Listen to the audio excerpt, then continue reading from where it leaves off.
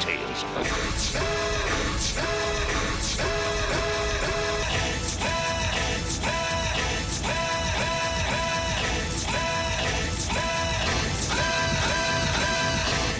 I'm Jeremy Greer. And I'm Gary Butterfield. And this is Days of Future Cast, the podcast where half of the hosts have COVID. So I'm just gonna go ahead and lay this out early. If I sound weird, if I cough, if I sniff too much, I'm gonna try to edit all that stuff out. But I am about a week and a half from testing positive from COVID, so I'm still struggling with some of the effects because this disease sucks. It fucking blows. It's the worst, man. I hated it. Yeah, I feel really lucky. I haven't had to be hospitalized. I haven't gotten the large amount of aches and pains and things. But for like 3 days there, I just did not want to move. I just slept constantly. Like I couldn't focus on anything. It's been not fun. I'm really, really glad to have 3 vaccines in me before this happened, and I apparently caught a weaker version or whatever. But it still sucks ass. For me, it was all I wanted to do was sleep, but I couldn't stop coughing. Yeah. This is a horrible combination. Do you think that now that Colossus is back to life, he can die to get rid of this virus? Like he got rid of the legacy virus? Oh man, I'd sacrifice Colossus in a heartbeat, man. He's never been hell yeah, dude. He's never been one of my favorite X-Men to begin with. Like I like Colossus, but like there's something really dumb about not dumb, but there's something really it doesn't work on me about the the poet warrior kind of vibe nowadays. I just don't care. So I mean, like, yeah, if Colossus is on the fucking table, my man. yeah. I mean, it would think about the lives we would save just by if Marvel would just have the courage to kill the character Colossus in a comic. I can't believe get rid of the COVID virus. Honestly, I can't believe that they're not willing to do it right now. Like the fact that they're even hesitating at all. Blood on your hands, Casada.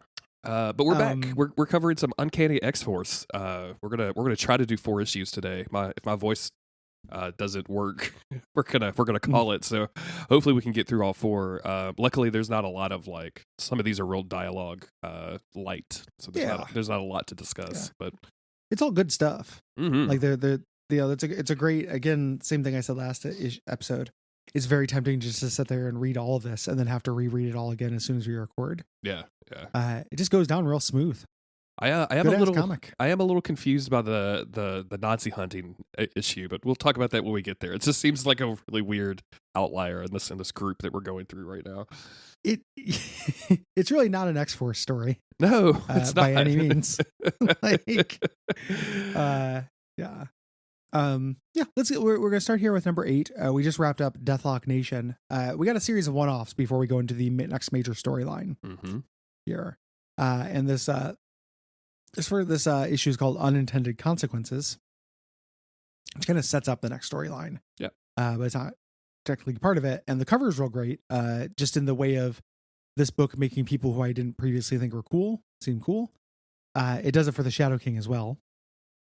Yeah, in addition to Psylocke. I gotta like force you to watch Legion so you'll think that the Shadow King is cool again. It'll take some time because the comics and the cartoon did a lot of damage. He wears that little fez, man. He wears that little fez, dude. Shit. He wears the fez in the live action too, and it's pretty fucking good. It still works. It's great. Wow.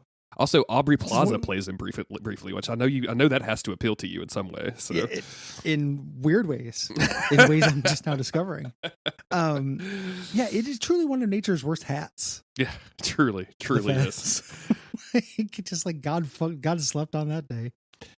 Are you saying it's the duck-billed platypus of hats? Is that what you're?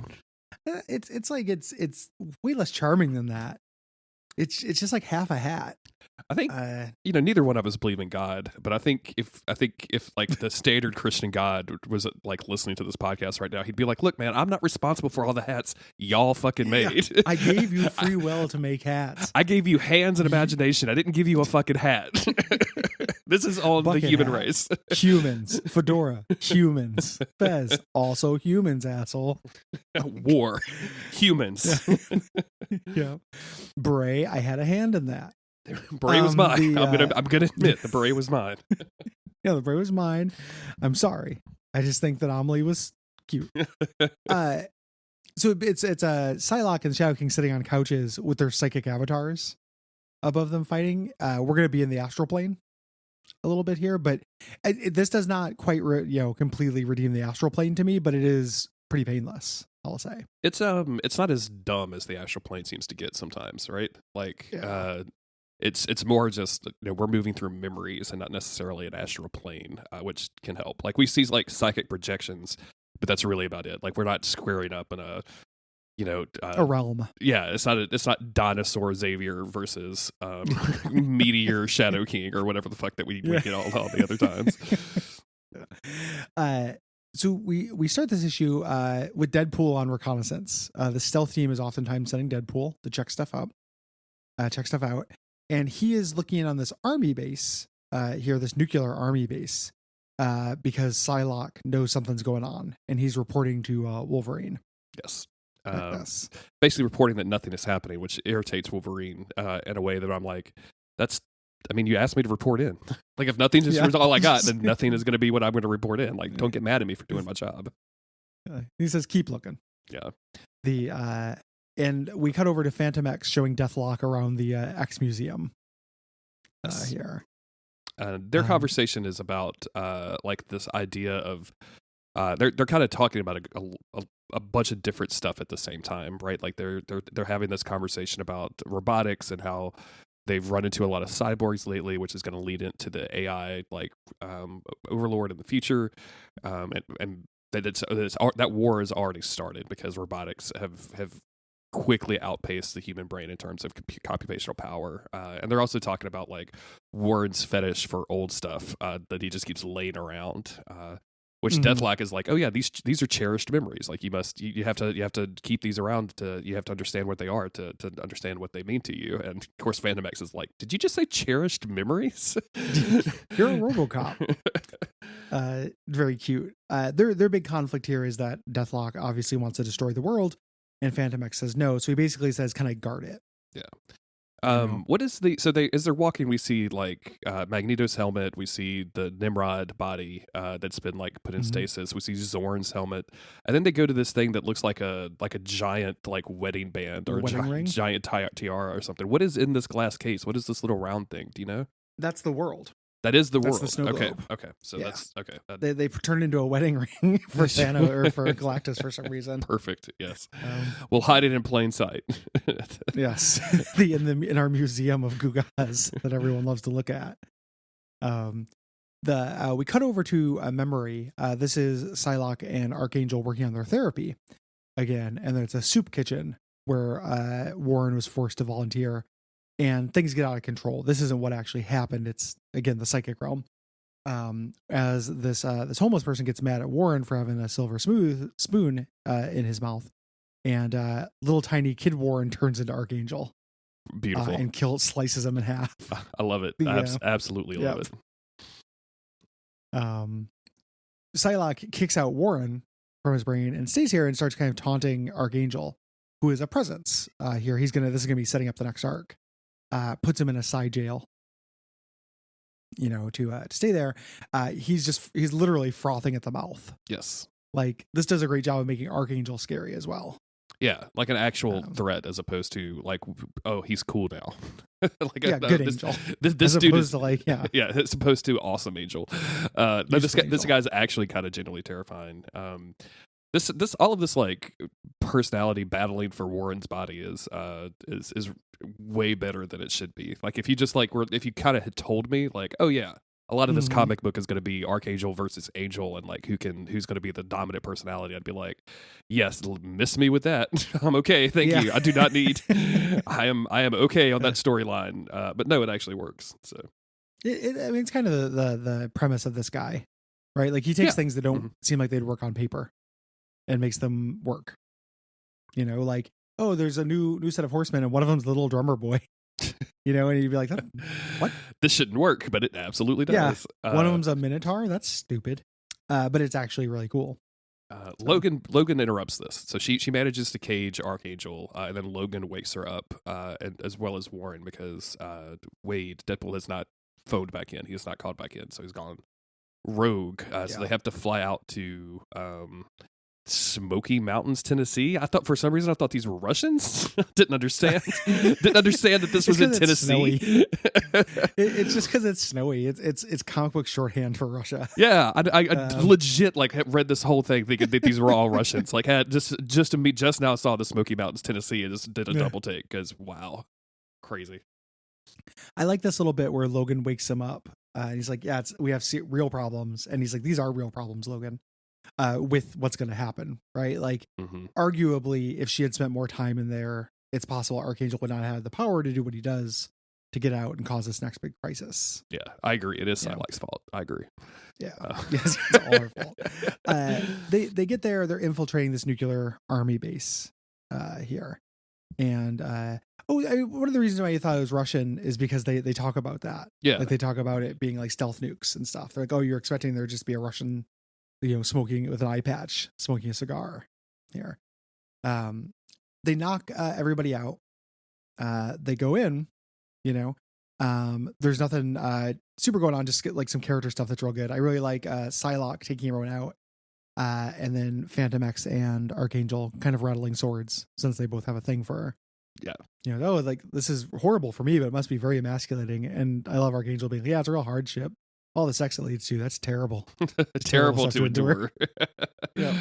I like their verbal sparring quite a bit. But of course Logan has to shut it down. And he's like, no, we don't have time for this. And this is where Betsy goes to beat, in her astral form, goes to beat the Shadow King, who is doing Shadow King stuff. Like he's hanging out in the astral plane and like meanwhile in the Dornish plot. Yeah, exactly. We go over to the Sun Spear Island. Go over to the Eastern lands. Yeah.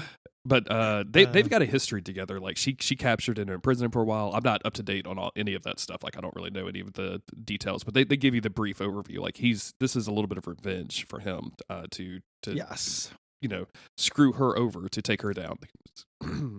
And the reveal we're going to find out with like in retrospect, spoilers I guess, but we're going to talk about all of it, is that he is not necessarily being in control. This is all part of Archangel's plan. Yeah, inside of Warren. So Archangel having not just being a Warren Worthington, changed, but being a seed of apocalypse, like being his rightful heir and gaining power in a world without apocalypse is really interesting. Yeah. That's a cool remender innovation. As this is happening, Deadpool comes up with all these soldiers that are being controlled by the Shadow King and immediately kind of virally spreads to Archangel and Wolverine. So we're left with Phantom X there with an unconscious Psylocke, and he's the only one who has psychic dampeners. Yes. So it's him versus the rest of the team. And of course, he immediately deploys his distraction tactics and makes them think that the body is still there and that they cut his arms off. And it looks very cool, by the way. Having his arms just being totally cut off by Wolverine is very awesome. But then, of course, both bodies just disappear, and it was all an illusion, not a trick, Michael. An illusion. An illusion. The misdirections are what prostitutes do for money. Yes, exactly. Which fits in with Phantom X a whole lot, actually. Yeah. And then it's back over to Psylocke versus Shadow King, and they both armor up. So he becomes the giant dude that we've seen quite a bit, I think, in the X-Men comic books, and she becomes the like cybernetic ninja person, which like shouldn't be cool, but like the artist in this just makes it look very cool. It's interesting here. So there's two things I want to say about this. One, I love how this cyber armor recalls the old Psylocke armor, like the butterfly head that kind of has. Two, this artist is Billy Tan, who during the Messiah Complex era of X-Men, like when I was reading then, was a real consummate bummer. Like every time a Billy Tan issue would come up, it would suck. But he was stretched really thin then, and he had a really bad colorist. This colorist and inker works really well with Billy Tan. And I think this all looks really cool. And people have the weird like skinniness that I like, where they don't look like huge beefcakes. Yes. Like Angel, when he's not Archangel, just looks like a guy who's like fitter than me, but not, not Kumail Nanjiani strong. Poor Kumail. Just gonna be the person that's forever referred to as ripped up dude because he got ripped up once. Yep. But not for nothing. To play 5 minutes of Kingo action. Yeah, in a really bad Bollywood adaptation from the MCU. Maybe the worst Marvel movie. Did you see? Did you see that? What's his name? One of the Chris's, Hemsworth, said that he doesn't want to do Thor if they're going to continue to do Thor in that way anymore. And I thought that was interesting. Well, he also talked about retiring because he's got he's predisposed to Alzheimer's. Yeah, that's a huge bummer. Yeah, too. it's sad shit. That's a weird thing because I guess I didn't know the history of that. I just saw like the like headline. And then when I actually read something about it, I guess he was doing a TV show, and part of the TV show that he was doing was like it was doing that test.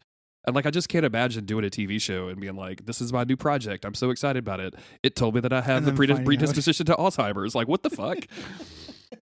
Well, and also like if he retires, that's one of the most respectful thing anyone can do to me.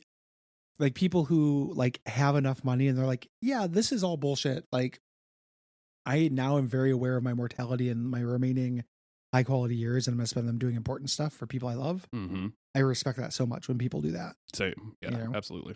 Rick Moranis, like he like lost a kid or lost his wife or something, and then retired from acting for like 30 years. Yeah. Because why? Like, I got enough money. I can pay my bills, so I'm going to get the fuck out of here. So yeah, I'm going to spend time doing stuff important. So they're kind of verbally taunting each other before they get into a psychic plane fight. Part of the reason why this psychic plane fight works a little bit better than some other ones is that they're just fighting with psychic weapons. Mm-hmm. So it just looks like Psylocke fighting a big monster. It doesn't look like two people holding their heads. Yes. Zapping each other. And also, I think the thing that works about it the most is that we don't spend a lot of time in here. Like we don't. That's true. It's not lingered over for like 14 pages, and it's not Claremont telling us in like 87 paragraphs what's happening. Right? No quarter given and none asked. Yeah. We cut over to Deadpool looking over, and we see that Phantom X has left Psylocke's body just in the middle of a hallway as bait, which is very funny, like Hitman. Going up and stabbing Deadpool. There, we go back to the fight, and Shadow King starts deploying some psychological warfare. Gets into these defenses. The first of these dams falls. He says so he can bring in her brothers, which are Captain Britain, who we've seen, and then her brother. What's his name? This guy who's nutty. Yeah, she has one brother who's like insane and super powerful, and it was a big problem for Excalibur. And I have not spent tons of time with, so I cannot remember. And that's Captain Britain. And the other one, we can't remember who the name is. Yeah, the guy in his underwear who's hanging out. There's a guy hanging out in Pampers. I'm looking it up because I couldn't remember his name either, and I just kind of forgot. Johnny, Jakey. Well, you just think I put Psylocke Brothers in there, and it would just pop up right here, but nope. Not at Captain all. Britain, yeah. Oh, well. Can't remember his name. It's making somebody mad in the Slack. But I just haven't read tons of Excalibur. So he's basically saying like, yeah, now you've gone mad just like me. And Captain Britain's like, I'm so disappointed in you. And it's working. It's fucking her up. She's trying to, dispel them as not real, but that's not really how it works. She pulls out her dice, which is this focus object that she had used with Warden before. Inception was in the water. And Captain Britain cast him out of her hand. Yes. It's working. Yep. At the same time, Deadpool gets the upper hand on Phantom X here. So all is lost with our heroes. It is Jamie, by the way, just to lay that at rest. Jamie. Yeah, there we go. King Jamie Braddock of Avalon. So it's a fucking mouthful. Yeah, get into Merlin stuff. Yeah, let's do it. Excalibur's kind of annoying to me. I know. We do that Merlin podcast, and we finally got to the episodes where he starts dressing up as old Merlin to fool everybody. And I don't know if you knew that was a thing, but it's very fucking hilarious because the actor that plays young Merlin just leans into it as hard as he can. Like it just becomes as camp as possible, and it's brilliant. That sounds super fun. That's great. So she ultimately shrugs him off. Yes. Mm-hmm. And she just in time because Wolverine is right there to kill her, so she's able to kick a bunch of nerve endings and kind of freeze them up for a little bit. But of course, Phantom and Deadpool are still fighting. So she wakes up and is like, "Oh, I can't. These, Shadow King is too entrenched in these people. I can't get his mind out of them. So I got to go stop this nuke."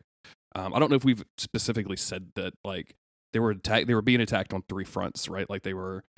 so Shadow King was like attacking her mind. He had sent agents to attack her body, and then he's also sent a soldier to go launch nuclear weapons, which is of course a bad thing. So with Archangel, yes, to go chaperone him. They get there, and she puts Warren Worthington to sleep there, and goes into his mind. The idea being, he's been fucked with the Shadow King. Like, he's really vulnerable. I have to keep Archangel. And he goes into his mind. It's back at that soup kitchen again. Yes. But the Shadow King's in there. He had previously guessed that there was something that Betsy was protecting, and he finds it. Yeah, and she's bummed out. She's like, I let him right to this. Yep. Like I didn't mean to do this, but this is exactly what happened. And he walks into the cage and then basically just removes this whole side cage, leaving Warren leaving Archangel free to immediately murder him. He literally cuts him in half, and then decapitates him while he's laying on the floor. It's great. Yeah, it's like what? And Archangel is very badass in this, and then like Psylocke is like, Warren, she's shocked by this, and he just goes, "You won't remember this," and banishes her from his brain. Yeah, so now Archangel is in control. Yes, of Warren's body. He wakes up and he tells the. I love this bit here. This is good characterization. He's telling the soldier to back away from the nuke. And the soldier is not saying, no, I must nuke. The soldier is confused because he was under mind control. Yeah. And Warren, without even doing anything, just kills him. He could have been talked down still. Absolutely. Or just he was looking for an excuse. Or just grabbed. just grabbed with hands. Pull to the other side of the room. You could do a lot of different things here. But yeah, and this is when, of course, not that the Shadow King has been not eliminated. He's not actually dead, but he's, his control over the X-Force team has been disconnected. They come in and they're like, I'm sure it was the only option. This was the only thing that you had to do. Yeah. And Archangel, as pretending to be Warren, seems like he feels bad about this. And we get this a small panel of just Archangel looking at Psylocke and her looking at him, and like, oh, she definitely suspects something. Like something is a little weird here. So yeah, super good. Like, I love Wolverine coming in and waiting a beat and being like, well, I'm sure it was the only option. We've all been there, man. Yeah. Yeah. Next issue is issue 9. This is the weird Nazi hunting one, which we'll talk about. Cover's really great. Just cool profile of Magneto, Wolverine, X-Force Wolverine coming out of the camera. Yeah, this is there. This is good. And then we start this off with Dr. Nemesis arriving back to Utopia, having been sent on an errand by Magneto. And basically, like, Namor is there to, make Namor jokes. But man, I'm dying because everyone is talking about how Namor is so cool in this new Black Panther movie, and I can't believe it. I just don't believe that it's true. I have to see it with my own eyes, and I haven't been able. I was gonna sneak away during the workday last week, and of course I have had COVID for the last week and a half, so I just haven't been able to. But I don't believe that they've made Namor cool at all. And I am very willing to be open with it. I'd like to see it. We shall see. But yeah, hopefully, maybe they can. Yeah. That's what time. When's it gonna be Namor's time? Now is Namor's time. I like this little bit with Dr. Nemesis here, where he's like, "This is the exact opposite of what you do, Namor, but I need you to walk away without talking." Yeah. Like this, this is serious business, which is part of what leads to this being weird, right? Like when we get to this is stuff that any of the X-Men could just go take care of. Yeah, this is why I think this is a little weird. Like, we get some pretty long pages with very little dialogue of like Dr. Nemesis walking up, handing Magneto this envelope. Magneto like having a somber drink of whiskey and then opening this envelope and being very having another, and then being just very disturbed and having another whiskey and then like having big thoughts about it. And I don't know. Like they did such a good job in that. I think it was First Class, or maybe it was the second one. With him with the character Magneto going like on a literal Nazi hunting extravaganza. Like that stuff was so well done and so cool and very, very terrifying. And I don't know that like this Magneto, like I don't know. I don't know why this issue bothers me, my man. Maybe we should wait till we get to the end before we talk about it a little bit. But I just yeah, we'll get to it. I see exactly what you mean. okay. Like it also, I have the same problem. Okay. So I think we'll talk about it. We still advance some of our subplots, even though this is like a done in one. You know, they're talking about how the Shadow King, is definitely still around. And he's gonna show up, and Warren, in the Warren body, he's no longer in the Archangel body, is putting on a big show of being guilty. It forced me to, and everyone's just like, no, it's okay. Like everyone's trying to console him. This is him, he's the evil version is in control. This is deceptive. Do you think the evil version hates the human body? Like, do you think it looks in the mirror and has like, it is just like real mad that he can't just be the evil, cool looking Warren Worthington all the time?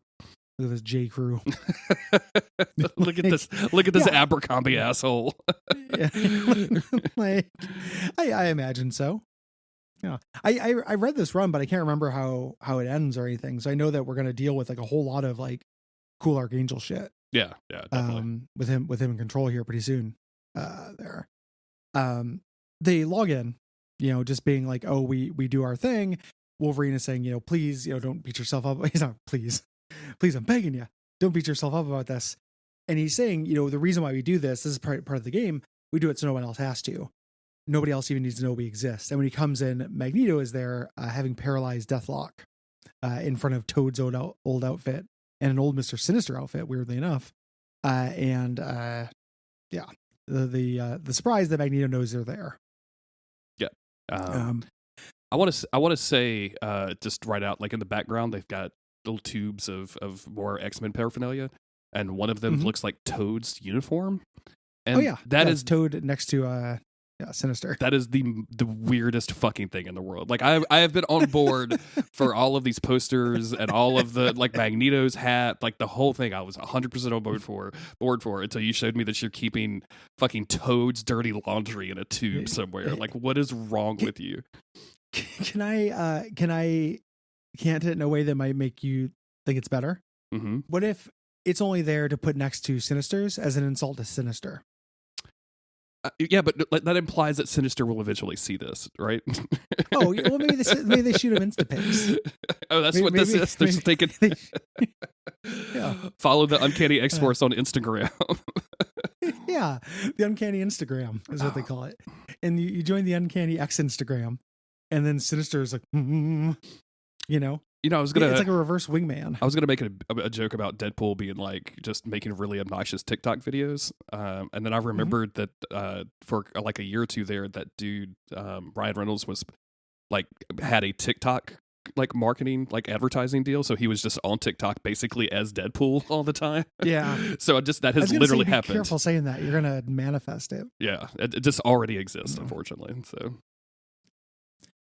I really like this little bit of dialogue here, where Warren says, "How did you find us out?" And Magneto's just like, "Remember to whom you're speaking." Like, I in a different world, I'd be in one of these tubes. I could be next to Toad's laundry.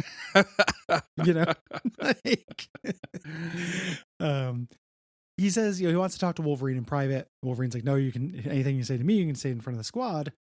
And he gives him the envelope that he had, and it's one of his old Nazi tormentors. This is some Munich shit. And he's saying, take care of this guy. Wolverine says, why can't you do it? And he says, because I'm asking you to. This is the thing that you and I have a problem with, I think, is that it seems in character for Magneto to either have already hunted these people down or have no problem doing it. Yeah. And to kind of have maybe, this just feels like an old problem for this Magneto, right? Like the Magneto that's facing down like the elimination of his entire species. Like, because we're kind of still in that mode where there's not a whole lot of mutants anymore, right? Like it's the Extinction Squad. Yeah, like this is not goody two shoes Magneto, who might be hesitant to do this because he wants to set a good example. This is Magneto who is on the team of like anti-heroes with Namor and stuff. Like this is like the team's half former villains. Emma Frost, like it's all former villains in the X-Men at this point, with Cyclops, right? Yes. This is that version of them. So Magneto wouldn't be this gun shy, I don't feel, about it. And then, man, like if you're Magneto, and 5 of your buds got like partial Phoenix Force powers and did all of this crazy shit, and they didn't go down and hunt all the ex-Nazis while they were there. Excuse me, like I'm gonna just take care of this. Like it is canon in the supernatural universe that one of the angels gets godlike powers and it eliminates all homophobes from the planet. So like in the world of supernatural, there's just no homophobia anymore because they literally this one dude murdered everybody, which is. But and I'm not going to hammer on about it. Like I feel like this is a story that is really trying to deal with like some sensitive actual content and it's not doing a bad job of it, but it just also just feels very superfluous. And like you said when we started this doesn't feel like an Uncanny X-Force story. This feels like just a Magneto story, and I'm not sure why we're including it into this. My issue with it is that it's not just that it's inappropriate. It's a Magneto story that's been done. You know, like I feel like Magneto hunting down one of his own tormentors, you know, you mentioned it in First Class as a thing, which is a different medium. So but even in comics, it's happened. You know, it just feels like something that would have, by this point, Magneto would have dealt with. We've just done this story a bunch of times. We've established how Magneto reacts to it. Maybe there is like a subplot in the main Uncanny X-Men book right now where he's like, maybe I'm going to be a pacifist or something. And he's like, nah, fuck that. But I just, you know, so there's supporting material, but it just ends up feeling a little weird. Like just an excuse to do a largely dialogue-free issue of Wolverine going and killing a Nazi. Yeah. Yeah. You know, which is what the rest of the issue Wolverine is very hesitant. He's like, oh, this team neutralizes threats. We're not a revenge squad. And Magneto has to go, please do it for me. Oh yeah, with the weird eyes, dude. This face thing is really bizarre as well. And Wolverine's just like, fine, I'll do it, and then like leaves to go do it on his own, which seems really weird. Like if we're gonna have this whole thing be the thing, like let's have the team go hunt down some Nazis. Like let's go do it. I think the reason why, so this issue is called what is the High Art, right? So like I think they're trying to do some Wolverine Samurai shit is the reason why it's alone, but it just doesn't work that well. Like, so Wolverine's gonna go do it alone. He goes and he grabs his samurai sword. And he has this quote that is irritatingly written sideways, so I can't read the author right here. I have a high art. I hurt with cruelty those who would damage me. Yeah, Archilius. Evocative little quote. Yeah, Archilius. Yeah. Wait, hold on. Yes. I'm missing a C there. Archilocus. Which sounds like a 2019 indie rapper. I'm just going to say that. Like Archilocus is dropping some fire material in 2019. He's fallen off since. Like he got a little money. Well, this is actually a quote from his mixtape. Wolverine, like a lot of weeaboos, Wolverine loves hip hop. You gotta like put this over that accordion flip sample from that MF Doom song, and then like then it's the shit, dude. Then it's shit. He looks over at a picture. Do you know who that is on the wall? Man, I've zoomed in on this because I was like, it's got to be Jean, but it looks just off model from Jean, and like the coloring is so subdued that it's like they don't do the bright red hair, which would be the like, oh, that's definitely Jean, but it looks like her. So, and she's not in any kind of uniform or anything. I don't know what's happening in Wolverine world right now, so that he's doing this kind of stuff. So. He leaves. This is a very unusual issue of this comic because it's very zoomed out. Like it's just he leaves. We get all these like big art, you know, of Eva going to Rio de Janeiro, him walking through the woods, you know, the jungle and stuff. Like not a whole lot happens in it. It is meant to be kind of lyrical and sweet, and I think that it doesn't sell it. You know, there's nothing wrong with that. Like doing a dialogue light, action light, you know, kind of meditative issue. I just don't think it sells it. He finds this Nazi. The Nazi does a little trick where he whistles a tune, then goes inside and puts on a record that is whistling the same tune to kind of trick Wolverine to no end, really. Oh, I thought he was just, this was just like because he starts talking about the girl that he met, and I just assumed this was like their song or whatever, like he was whistling it outside. It probably is. It just kind of it felt like it was treated a little bit as a reveal, like Wolverine's following the whistling, and when he gets in, it's no longer coming from the guy, it's coming from a record player. Yeah. I have another problem here, which is like this dude's talking about his wife, how he like came here after the war to start a new life, to get away from all of the horror that he, you know, admits to. Like he freely admits that he's a monster. And the whole time he's like looking at a picture, being all sad. And then when like Wolverine walks over, we see, or towards the end of it, we see the picture that he was holding, and it's just like a blonde German-looking girl. And I'm like, did you just bring your girlfriend with you from Nazi Germany? Like, what? Like it would be. She doesn't look like she's from Rio de Janeiro. Yeah, like if you want to have this, if you want me to have like even just the most minuscule amount of pity for this man, like have him be with a Brazilian woman that he met at Brazil. Yeah. It's really odd. Yeah, it's just a weird thing. Yeah. So he's saying, oh, I'm evil. I knew this day would come. I lived this life. She died. She didn't see this. And the big stinger, he says, I hope that you'll remember that no man outruns their past when your victims come for you. And then Wolverine slices him in half. And that's the issue. This is also really well-worn territory for Wolverine. Yeah. The like, you're not actually that different from the people you hunt is the theme of half the Wolverine stories, it feels like. It's just not doing enough. Like, it's meant to be this kind of slow and lyrical, meditation on this thing that is just overwrought territory. It also, like, if I was Wolverine, I'd be like, I've done a lot of really fucked up shit. I'd fought against you guys in the war, though. Like, I was there. Yeah, he's also not a Nazi. I was like, one of my pals was Captain America back in the 40s. Okay, my man. Like, perhaps it. I have done a lot of weird shit in my life, and I'm not proud of a lot of it. But I have definitely can claim that I've never been a Nazi before. You Nazi fuck. Like, the idea of like you're gonna try to compare this dude to Wolverine at all is just fucking laughable to me. Like, it's. I feel like there's a story there, but you just do it a different way. Sure. Yeah. Right. Like this Nazi shouldn't have been like, yeah, I'm a monster. Kill me, motherfucker. Like he could have been like, that like to make the comparison to Wolverine, he would have been like, that was 4 years of my life. I spent 40 years of my life raising this kid, doing this community. How is that so different from you who have spent several years of your life doing atrocities and this many years trying to do good things? How do you balance it? Like there's a question there that you can make, Nazis short circuit it. Like Nazis are just unforgivable and you don't get to have those moral discussions. Yeah. But you could make a stronger case for it. Well, and then if you want to do that, like show this dude surrounded by family at the fucking charity that he's been running for 30 years to put poor Brazilian kids into soccer teams across the globe or whatever the fuck you do with poor Brazilian kids. Dye all their hair blonde. Like his wife. Oh no, we made it back. We made it bad. He's got a blonding charity. Listen, no one's gonna blonde the Sao Paulo if it's not me. Have you seen again, this is a TikTok thing, but have you seen that like TikTok has discovered that there's a really authentic Oktoberfest in Brazil, and people are like, yeah, you know why, right? Like a bunch of people are just like, oh my god, this is so amazing. Like I can't believe we just stumbled into like this really authentic Oktoberfest in the small town of Brazil, and everyone's like, you know why, right? Like you can put it together why there might fucking internet, man, never change. That's so good. I did not know about that. That's very funny. I love that.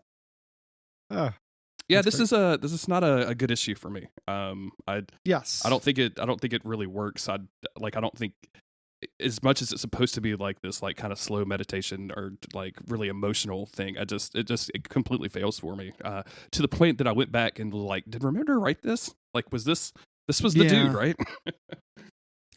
There's something going on with it. I don't particularly care for it. It's not an absolute war crime. If this is the worst issue of the run, it's still a great run. Oh yeah. It just doesn't work. So, How are you holding up, buddy? I'm good. Let's keep going. Yep. If I start losing to this, we'll just cut it at some point. But these issues are going fast, so I'm good. We got time. Yeah. This moves on to Uncanny X-Force number 10. This is it's called a single issue, The Killer Among Us, but it's still kind of continuing this, setting up the Age of Archangel. Yes. We're gonna have. And cover we have Archangel over the body of regular Angel. Yeah, very good. Art on this really is great. Super cool. And we start at with a reporter, a guy that we've never really met before, trying to figure out like how to write political stories when they're being like kind of forced to take both sides of these political stories. When who else but the Shadow King shows up and is like, "Hey, I know Warren Worthington owns this newspaper. Here's a bunch of evidence that him and some other mutants are running a assassination squad, essentially. And the guy's like, yeah, sure, like you run a fez. I don't believe anything that a guy wearing a fez says to me. Like, that's going to need a lot more proof about this. And the Shadow King hands him the envelope and then leaves. And on this USB drive is just a bunch of video and pictures of, what the X-Force has been up to. Well, specifically him killing that soldier. Yes. That he killed in the nuke. Kind of thing. Lots of other fights too, but that specifically. And this is very shocking to him. Shit, that's him. He calls his boss, and his boss, we switch over to his boss's perspective. His boss has one of the worst facial hairs you can have. Do you know this thing where you get the pointy goatee just on the bottom? Yeah. Don't like this at all. Good God. Quit your job, man. So he's there, and he's kind of talking him out of it a little bit. He's like, oh, just send me the stuff. Oh, you want to see it in person? That's okay. Is there any other explanation and stuff? And then he immediately, we're going to get to it. He immediately calls Warren Worthington. The X-Force are off stabbing Nazis, basically. Like, it looks like they're in an alternate universe World War II. Yeah. I don't know what the fuck they're supposed to be doing, because all the guns have bayonets. Like, what are we doing out here? Yeah, there's pith helmets. Yeah. I don't know exactly. They've taken a detour to a Hellboy story. I mean, and this is just the danger room. This is just the danger room, right? Like, he turns off the simulation, but like, why? What are you training for, my man? Like, what are you doing? Yeah, he's training for the big Mike Mignola crossover. But the boss immediately calls Warren Worthington. He's playing ball, right? Yeah. He knows where his bread is buttered. Warren Worthington says, no, I'm going to come collect the material. It's definitely another corporation trying to smear us. We do not want the PR nightmare. We'll take care of it. You did the right thing. Yes. On his way out, Psylocke catches him, and Psylocke says, you've been avoiding me. Like, you're not doing the sessions. He's like, I don't need the sessions. I know how to control Archangel now. And she's like, that's ridiculous. Like, how did you suddenly figure that out? And he says, you could find out if you wanted to. No? All right, well, I'm out. And one of the things I like about this comic is nobody's an idiot. I think in a worse comic, this would work for a while. Like Psylocke would spend a lot of time, like, I don't know, even a worse X-Men comic, like Claremont would have Psylocke angst about like whether she should trust her lover. Oh yeah. This would be like a 2-year kind of drawn out ordeal, right? Like a back and forth, and sometimes Archangel would just be fine because we weren't dealing with that plot this month, but then other times he'd be very not fine. Exactly. And instead Psylocke immediately just goes to Wolverine and goes, we got a problem. It's Warren. She's nobody's idiot, which is part of what makes me like her more in this run than I have in other stuff. Yeah. She's smart.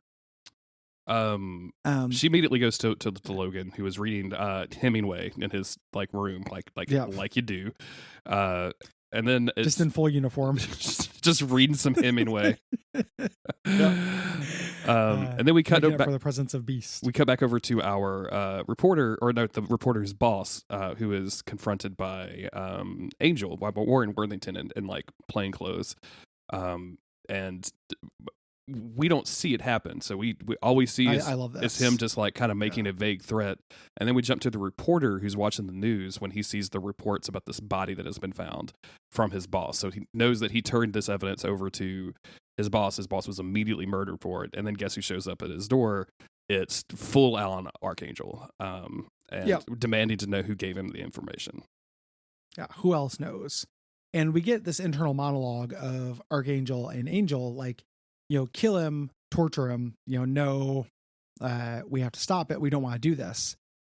As this happens, Wolverine busts in, to stop it. Wolverine was told by Psylocke, and he ran here quickly.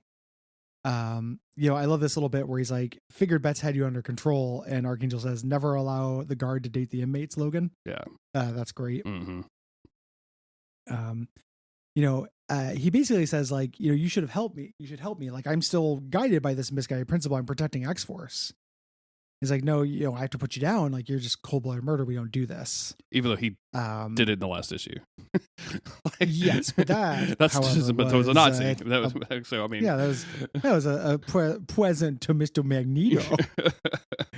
Please do it for me, Wogan. I was clicking through just some, like, as we were talking, to try to see if there was any like background information on that issue, because I was curious, and I found a review about that issue with the Nazi guy. Mm-hmm. And the review has a bad section that says the only thing bad about this is if you're not very familiar with Wolverine's personality, then you may find this a confusing issue to follow. And I'm like, what? No, Excuse me? Pretty sure that's not the problem. No. Oh God, I can't. Oh wait, he drinks more whiskey. Oh, this is going a mile a minute. I can't.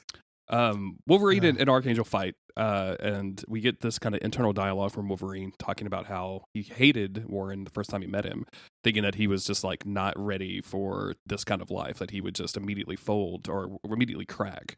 And no matter what happened, he never did. Like he was always there, always showed his real heart and became one of Wolverine's friends. And so now we come to the point where he has to pull the trigger. He has to kill Warren, and he can't do it. He just can't make it happen. So he gets thrown off of Archangel's back. At this point, they have dove out of this building, and our reporter is running to the exit. Yeah, I love Warren Worthington, who can fly and is Archangel, cuts him off. Like, running panicked is no way to die, Harper. Like this real cool ass shit. Yeah. In our Archangel version, but he breaks down. He starts turning back into Warren Worthington as his as he fights the influence just in time for Psylocke to stab him in the head with her psychic knife and put him to sleep. Yes. I really like this one panel of them like literally fighting over control of Warren's body. Like it shows like he's half Archangel, half Warren.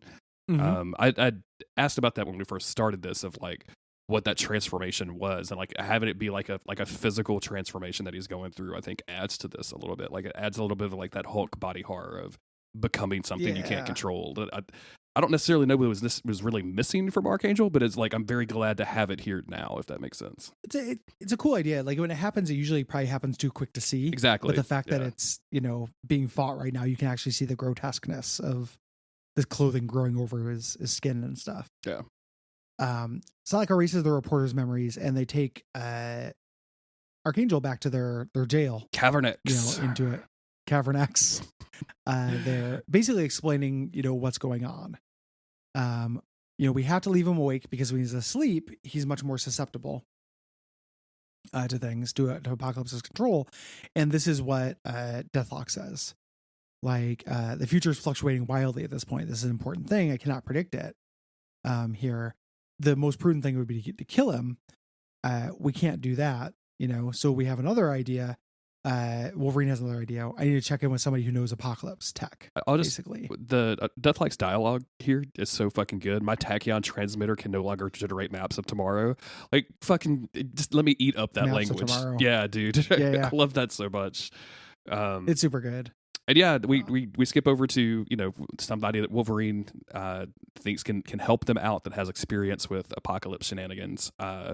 And we go to these two guards in New Jersey who are transporting a supervillain to the raft, when on the side of the road is none other than a Brazilian soccer team, stuck on the road with a flat, which the guy was just literally talking about. Several of which are blonde. Yes. None of which, like, can you please know what Brazilians look like? None of these women look like they're Brazilian. What are you doing? Nope. That could be the issue. Like, Billy Tan just might not know. He might just maybe has never seen a Brazilian before. Who knows? Yeah. This was all a psychic misdirect, and they drive off. They've sprung the prisoner. The prisoner is revealed to be Dark Beast. Yes. Leftover from our world after Age Apocalypse shenanigans, which we do not have to get into. We just know that he is not our Hank McCoy. He is evil Hank McCoy. Yeah. Also, we talked about Age of Apocalypse plenty. Yes. They take him there, and he immediately figures it out. He looks at Archangel and goes, "Oh, you've killed Apocalypse." Like, this is what happens. He's ascending. He's the heir of Apocalypse. There has to be an Apocalypse. Apocalypse was being selected by the Celestials.